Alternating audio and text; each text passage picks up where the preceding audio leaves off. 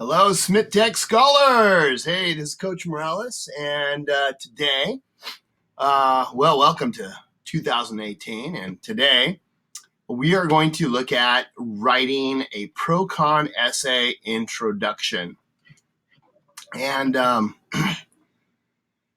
so we're going to use a basic introduction format. As you can see, we have our independent assignment log for January 2018.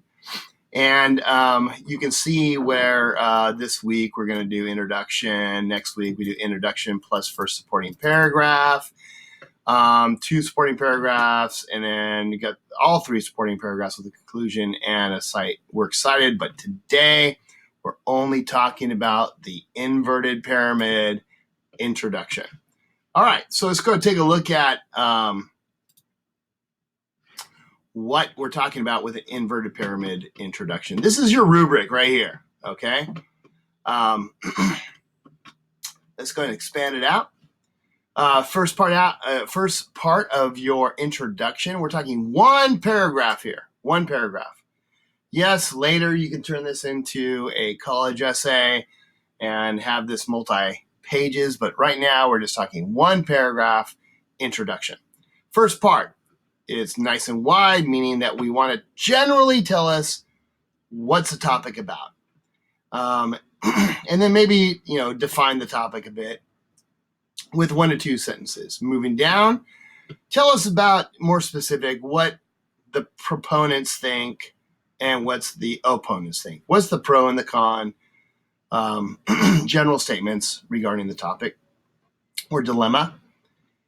And then finally, give us your thesis. Give us your argument using the words of the topic's question, okay?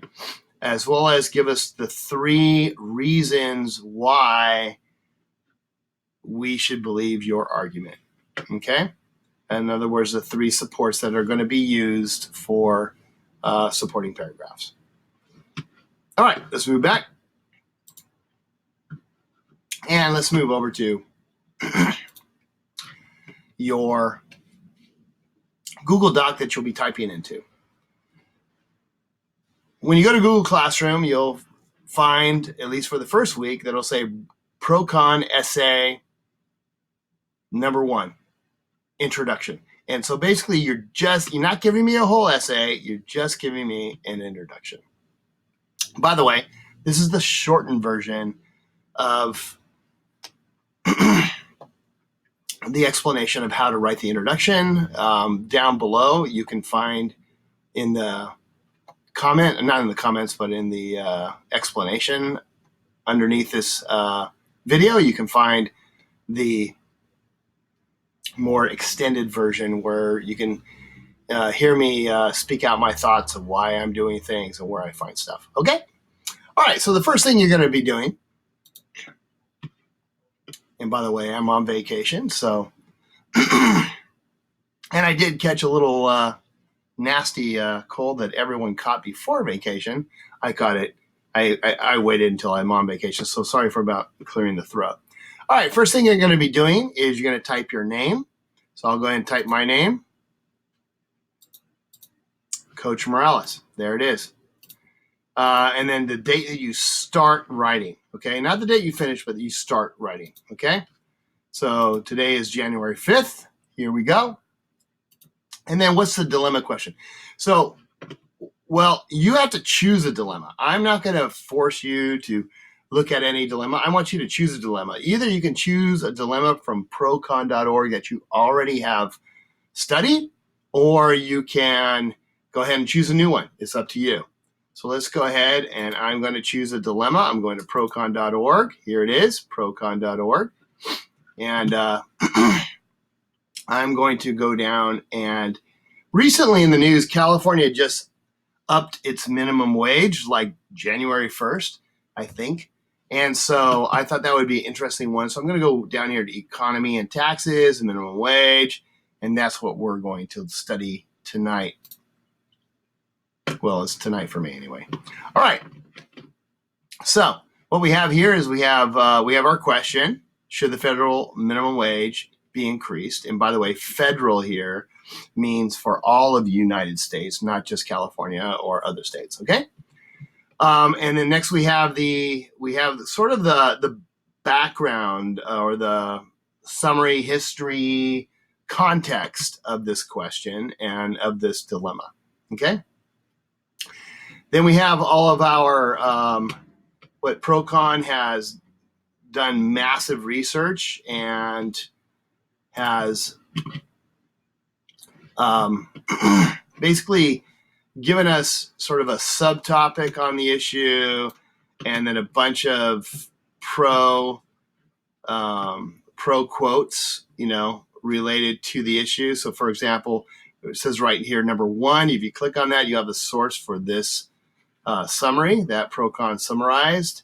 You have number 2 right here, that's Procon summarized, and you and just moves on down. And you have a lot of them. Okay, so how do we do this? Okay, let's move over to what we need. First thing we need is we need to provide a broad overview. Oh, no, I'm so sorry.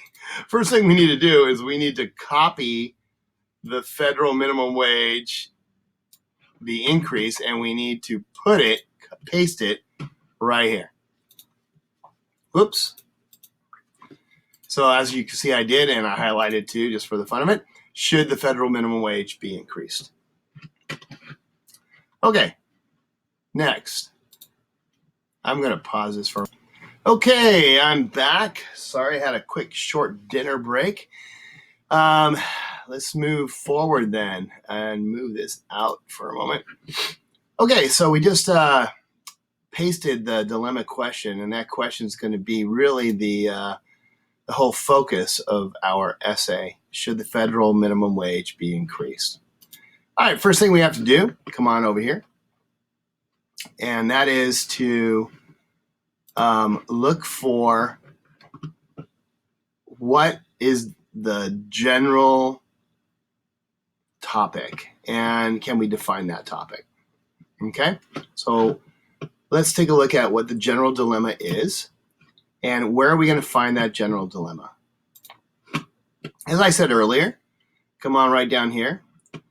We got basically, we could go through all these pros and cons and figure out the general dilemma, which may take a very long time, or we can look at what Procon has already done and has figured it out for us. And as a matter of fact, right here, we can continue this and read the general context of the dilemma, which is pretty extensive. Thank you, procon.org. We can read all of it, or we can really try to find the section that we really want to write about. All right, as I read this first paragraph, I could not find really a general sense of the topic. When I moved over here, this one started out with proponents and tell us about the proponents, and this paragraph tells us about the opponents, which really should be these two paragraphs right here, proponents and opponents, should be summarized here in the second part 2. Okay, so you don't just dive in and think you're going to get the general context right away. All right, you need to go ahead and read and find again where the general context is, and if that general context is going to relate directly to what you are going to argue. Now, as I read this stuff, I really kind of started leaning toward the proponents. And so I'm looking for something that is going to tell us a little bit, kind of lean a little bit towards proponents. And I found that down here telling us why certain people pressured the government to get a minimum wage. And I believe I found it right down here. It was thought that introducing the minimum wage for women and minors at a level high enough to ensure an adequate standard of living. Okay, so that's what I was like, dude. We should hope that people are not going to be taken advantage of. But of course, there will be those who are take advantage of people, especially vulnerable people. And if there's not some sort of standard in place, okay, then, well, they will continue to be taken advantage of, okay? So this is basically what I found.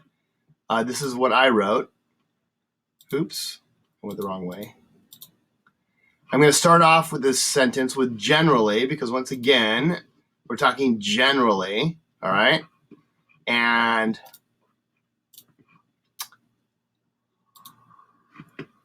this is what I found. The federal minimum wage is meant to ensure an adequate standard of living for vulnerable workers. Now, because I have so many words that are word for word in the order that it was stated from procon.org, I'm going to give them credit for that as procon.org. Why did I say for vulnerable workers? That's because in the beginning it was for women and minors, meaning under 18, who were often taken advantage of because they didn't have others protecting them and therefore maybe working at very substandard wages. You can find out more by looking at the extended version of this video. Again, going down to the summary or explanation below this video. Okay?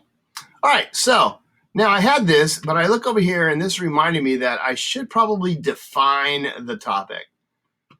So I went ahead and defined the topic on what is the federal minimum wage.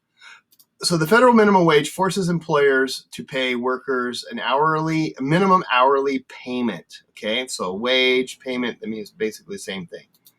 And I wanted to give a little bit more on the topic, so which I found on procon.org at the top here. What is the hourly minimum wage right now? So I hit a semicolon there, and currently the wage is fixed at $7.25 per hour.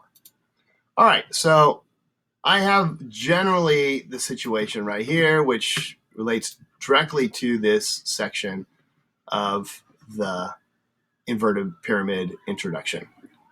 We're going to move down to part 2, and part 2 is give me the generally what are the pros and generally what do the cons think about increasing the federal minimum wage. Excuse the sirens in the background. Okay, so once again, I went back over here, and I already told you I found the section right here. Here are the proponents, this paragraph. And down here are the opponents, this paragraph, and what they say. So basically, I just read this, and I looked for the basic critical element here to summarize, and that's how I summarized over here for the proponents. So proponents for increasing the minimum wage, and I need a power verb here, argue that, and what do they argue? The current rate is not adequate to live on. Okay, in other words, you can't live on $7.25 an hour, at least in California. Maybe, I don't even think you can in New Mexico where I lived before. So then I went to the opponent side right over here, and I summarized that. And this is what I got. However, obviously, we got to start with the transition here because we're going proponents to opponents, okay? So however is showing contrast. Opponents argue that. So once again, we have argue that, nice parallel structure. What do they argue? An increase would stress businesses and low-skilled workers. You can read this at your leisure to find out why I summarize it as such. Okay, so we have the proponents and the opponents, which basically gives us this more specific background information. Okay? All right. Moving forward, what do we have to do? The thesis statement. So we're going for the thesis statement here. And I am going against the last one Remember, I'm going for the proponents. So I'm going kind of against the opponents, even though to a certain degree I agree with them a bit. But I think the proponent side is stronger. So because I'm going against the opponents, I have to give another contrasting in transitional word or statement, and I'm going to use nonetheless. I really like nonetheless. If you want to figure out what nonetheless is, you just click on it and you define nonetheless, and right over here it tells you in spite of, or I thought it was going to give us more. In spite of, despite of that. So I like nonetheless. Nonetheless, and then my argument. The federal minimum wage should be increased. Check this out. The federal minimum wage, and look up here, the question. The federal minimum wage, okay? Let me expand this a bit. Okay. So the federal minimum wage, right up here in the question, the federal minimum wage should, here's the should be increased, We're going to use the exact words of the question for our argument. The reason why, and if you disagreed with it, it should be should not. There's no not up there, of course, but you put not.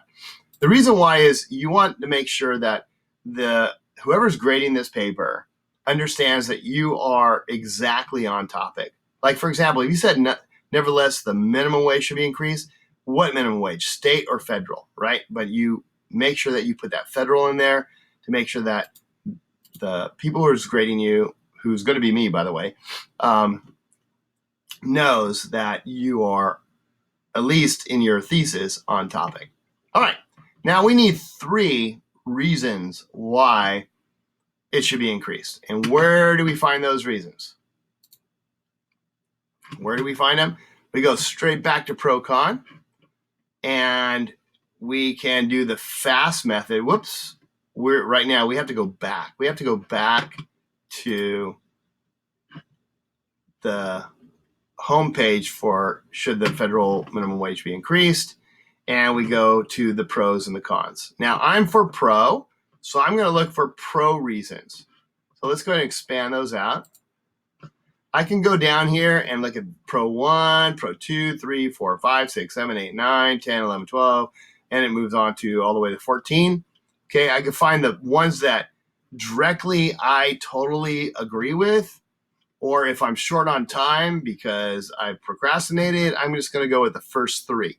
Okay, so pro 1, raising the minimum wage should increase economic activity and spur job growth. Remember, once again, this is the subtopic. It's already given us this, and here's all the evidence. Okay, so second one was increasing minimum wage should reduce poverty, which I'm like totally for.